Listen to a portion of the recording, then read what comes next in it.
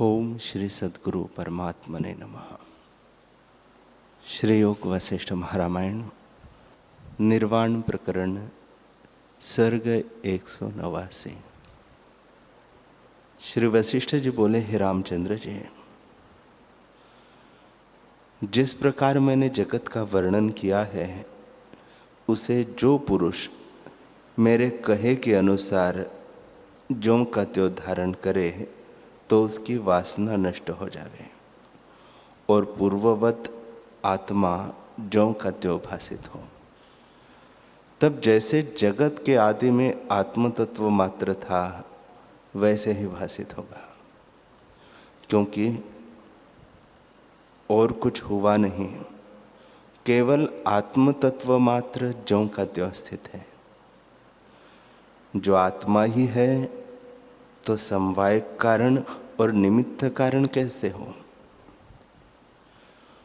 जगत का उदय और नाश होना असत्य है और अद्वैत और अनंत कहना भी ठीक नहीं। जब सब शब्दों का अभाव होता है तब परम चिदाकाश अनुभव सत्ता ही शेष रहती है। इसी का नाम मोक्ष है। हे रामचंद्र जी, मुझको तो अब भी संवित सत्ता ही भासित होती है। मैं शुद्ध हूं, सब कल्पना से रहित और चिदाकाश हूं। मुझ में जो वशिष्ठ अहम फुरा है वह फुरा नहीं, फुरे की नाई लगता है और आत्मा का ही किंचन है, हुआ कुछ नहीं। इससे तुम भी इसी प्रकार जागकर निर्वासनिक हो जाओ और अपने प्रकृत आचार को करो अथवा न करो। जो इच्छा हो सो करो, परंतु करने और न करने का संकल्प मत करो और परम मौन में स्थित हो रहो। ज्ञानवान को यही अनुभव होता है, इससे तुम भी ऐसे ही समझो। राम जी ने पूछा, है भगवान, बंधन मोक्ष जगत बुद्धि न सत है और न असत, उदय भी नहीं हुआ और अस्त भी नहीं होता, केवल ज्यों का त्यों आत्मा स्थित है।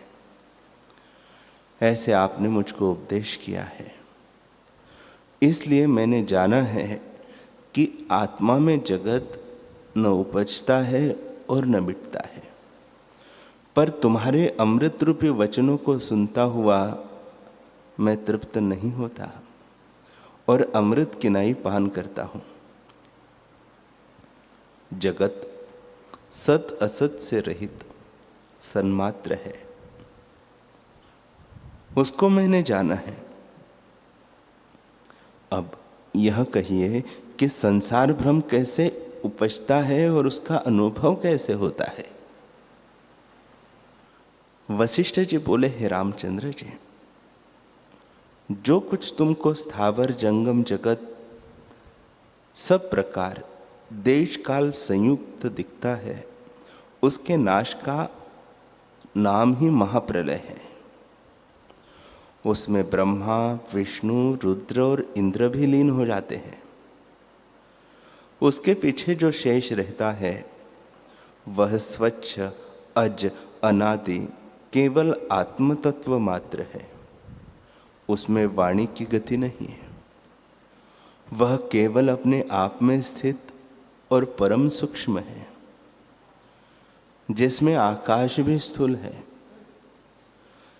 जैसे सुमेरु पर्वत के आगे राई का दाना सूक्ष्म है, वैसे ही आकाश से भी आत्मा सूक्ष्म है और संवेदन से रहित चिन्ह मात्र है। उसमें अहम किंचन होकर फुरा है। आत्मा सदा निर्विकल्प और समुद्र सदृश देश काल के भ्रम से रहित और केवल चैतन्य घन अपने आप में स्थित है।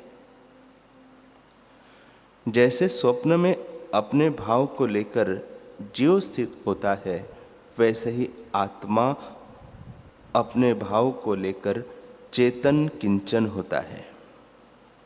उसी का नाम ब्रह्मा है और वह भी चिद्रूप है।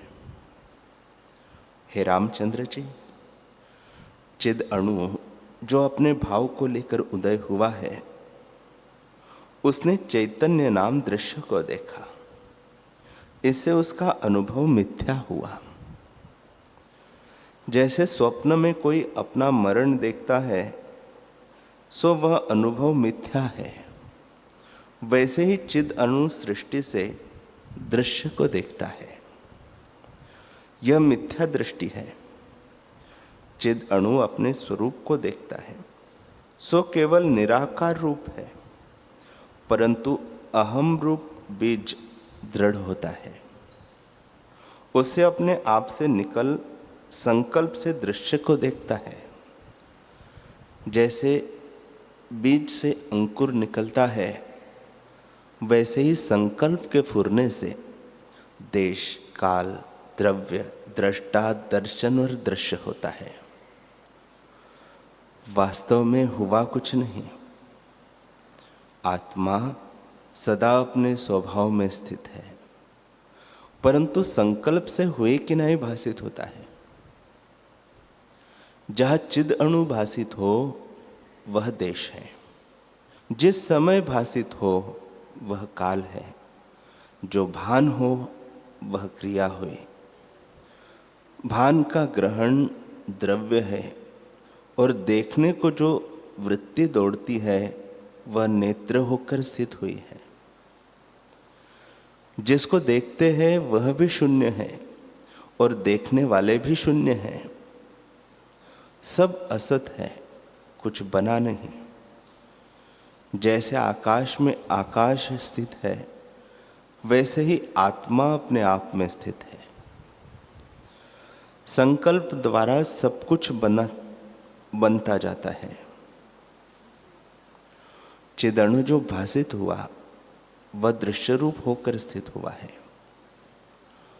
जब चिदणु में स्वरूप की वृत्ति फुरती है, तब चक्षु इंद्रिय स्थित होती है। जब सुनने की वृत्ति फुरती है, तब श्रोत इंद्रिय स्थित होती है। जब स्पर्श की वृत्ति फुरती है, तब त्वक इंद्रिय स्थित होती है। जब सुगंध लेने की वृत्ति फुरती है, तब नासिका इंद्रिय स्थित होती है। और जब रस लेने की इच्छा होती है, तब जिह्वा इंद्रिया स्वाद लेती है। हे रामचंद्र जी, प्रथम यह चिदणु नाम से रहित फुरा है। संपूर्ण जगत भी तद्रूप ही था और अब भी वही केवल आकाश रूप है। संकल्प से अपने में पिंड घन देखकर शरीर और इंद्रिया देखी। अनादि सत्स्वरूप चिद अणु इंद्रियों के संयोग से पदार्थों को ग्रहण करता है। स्पंदन रूप जो वृत्ति फुरी, उसी का नाम मन हुआ। जब निश्चयात्मक बुद्धि होकर स्थित हुई, तब चिद अणु में यह निश्चय हुआ कि मैं दृष्टा हूं। यही अहंकार हुआ। जब अहंकार से चिद अणु का संयोग हुआ, तब अपने में देश काल का परिच्छेद देखा। आगे दृश्य और पूर्व उत्तर काल देखा कि इस देश में बैठा हूं और यह कर्म मैंने किया है। यह विषम अहंकार हुआ। निदान देश, काल, क्रिया, द्रव्य के अर्थ को भिन्न भिन्न ग्रहण करता है और आकाश होकर आकाश को ग्रहण करता है। हे रामचंद्र जी, आदि स्फुरण से चिद अणु में प्रथम अंतवाहक शरीर हुआ। फिर संकल्प के दृढ़ अभ्यास से आधि भौतिक भासित होने लगा। जैसे आकाश में और आकाश हो, वैसे ये आकाश अनहोते भ्रम से उदय हुए हैं और सत्किनाई भासते हैं। जैसे मरुस्थल में भ्रम से नदी दिखती है, वैसे ही अविचार से संकल्प की दृढ़ता से पंचभौतिक आकार भासित होते हैं। उनमें अहम प्रत्यय होने से जीव देखता है कि यह मेरा सिर है, ये मेरे चरण हैं, यह अमुक देश है इत्यादि। यह जीव शब्द, अर्थ और नाना प्रकार का जगत और भाव अभाव ग्रहण करता है और कहता है कि यह देश है, यह काल है, यह क्रिया है और यह पदार्थ है। हे रामचंद्र जी, जब इस प्रकार जगत के पदार्थों का ज्ञान होता है, तब चित्त विषयों की ओर दौड़ता है और राग द्वेष को ग्रहण करता है। जो कुछ देहादिक भूत फूरने से भासते हैं, वे केवल संकल्प मात्र है और संकल्प की दृढ़ता से दृढ़ हुए हैं। हे रामचंद्र जी, इस प्रकार ब्रह्मा, विष्णु और रुद्र उत्पन्न हुए हैं। इसी प्रकार कीट और पतंग भी उत्पन्न हुए हैं, परंतु प्रमाद अप्रमाद का भेद है। जो अप्रमादी है वे सदा आनंद रूप स्वतंत्र ईश्वर है। उनको यह जगत और वह जगत अपना ही रूप प्रतीत होता है। और जो प्रमादी है वे तुच्छ और सदा दुखी है, पर वास्तव में परमात्म तत्व से भिन्न कुछ हुआ नहीं। जैसे आकाश अपनी शून्यता में स्थित नित्य रहता है, वैसे ही आत्मसत्ता अपने आप में स्थित है। सबका बीज त्रिलोकी रूप बूंद का मेघ, कारण का कारण, काल में नीति और क्रिया में क्रिया वही है। आदि विराट पुरुष का शरीर भी नहीं और हम तुम भी नहीं, केवल चिदाकाश रूप है। अब भी इनका शरीर आकाश रूप है और आत्मसत्ता भिन्न अवस्था को नहीं प्राप्त हुई, केवल आकाश रूप है। स्वप्न में युद्ध होते और मेघ गरजते इत्यादि शब्द अर्थभाषित होते हैं, सो वे केवल आकाश रूप है, बना कुछ नहीं। परंतु निद्रा दोष से भासते हैं और मनुष्य जब जागता है तब जानता है कि हुआ कुछ न था, आकाश रूप है। वैसे ही जो पुरुष अनादि अविद्या से जागा है, उसको जगत आकाश रूप भासित होता है। हे रामचंद्र जी, बहुत योजन पर्यंत विराट पुरुष का देह है, तो भी वह ब्रह्म आकाश के सूक्ष्म अणु में स्थित है। यह त्रिलोकी एक चिद अणु में स्थित है और इसका विराट पुरुष ऐसा है जिसका आदि, अंत और मध्य नहीं देख पड़ता, तो भी एक चावल के समान भी नहीं है।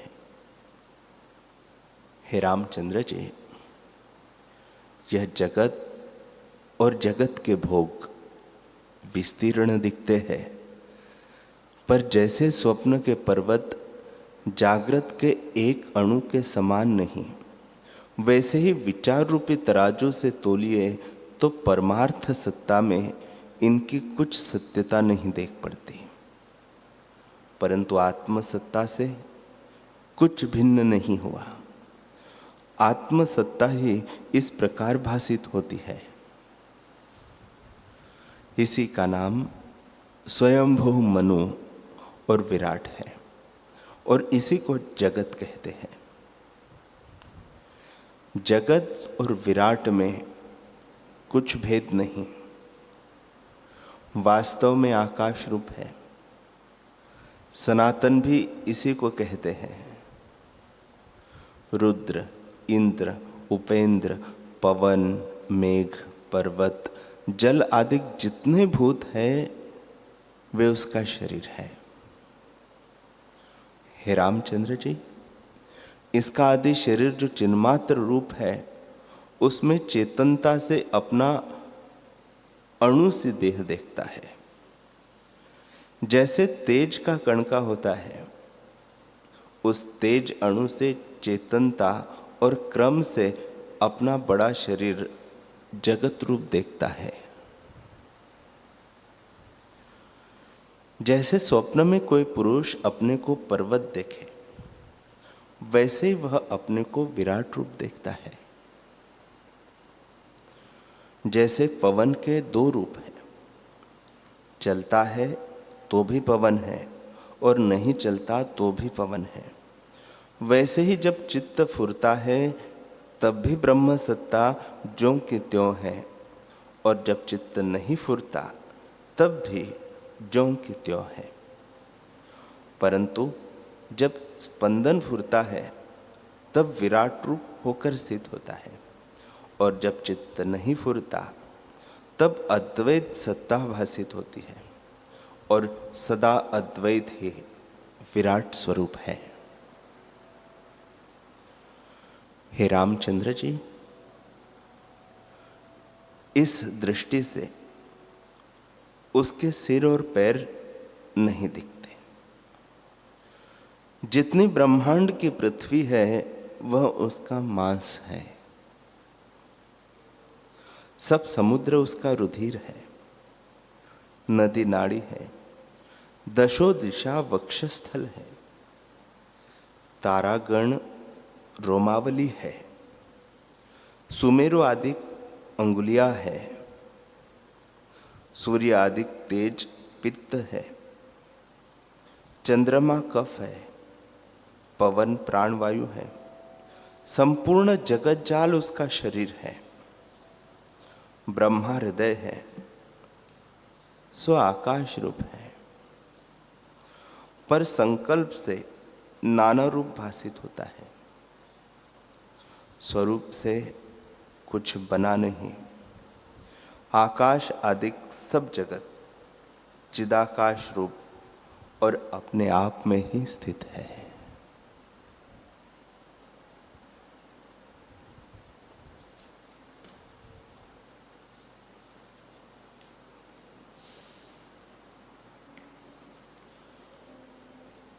हरि ओम।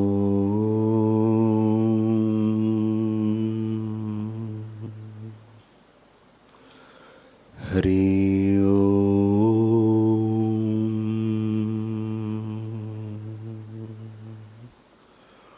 ओम सहना भवतु सहनौ भुनक्तु सह वीर्यं करवावहै तेजस्विनावधीतमस्तु